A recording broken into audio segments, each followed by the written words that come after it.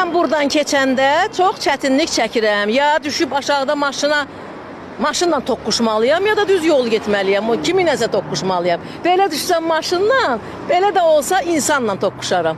Yəni ki, təhlükə yaradır da. Çünki burada səkidir, səkiylə cəmaət gedir, gəlir. Yəni iki nəfər bir yerdə gedə gələ bilməz. Birisi düşməlidir, piyada getməlidir. O da ki, maşınlar üçün təhlükəlidir.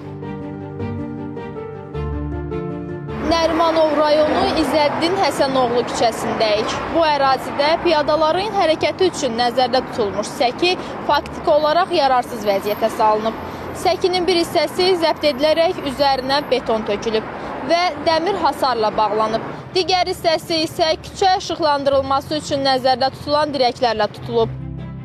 Birimiz düşməliyik, o birdən qalır, kənarda qalır ki, mən birinci keçim. Ümumiyyətlə, insanlar buradan keçərkən çox əziyyət çəkirlər. Çünki burada artıq bizə mane olur da, keçə bilmirik, məcburuq yola düşək, mane olur. Məsələn, iki nəfər buradan keçirsə, kənar insan adam hər dəqiqə deyə bilmir də, yol verin, yol verin, yol verin. Biz məcburuq yola düşək, yoldan gələk. Mən bir neçə gün bundan əvvəl fikirləşmişəm, bu tikinti ilə bağlıdır. Bu tikinti hasara alıbdır yəni. Yəni o məqsəddə ora qoymayıblar. Mən elə fikirləşdim ki, əvvəl o qoyulub, sonra bunlar çəkiblər bu hasarı.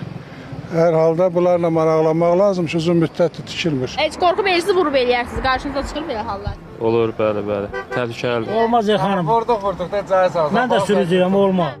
Məsələ ilə bağlı Bakı Şəhər İşığı Elektrik Şəbəkələri müəssisəsi ilə əlaqə saxladıq. Qurumdan bildirildi ki, sözü gedən ərazidə uzun illər öncə yol genişləndirilməsi nəticəsində belə hal müşahidə olunub.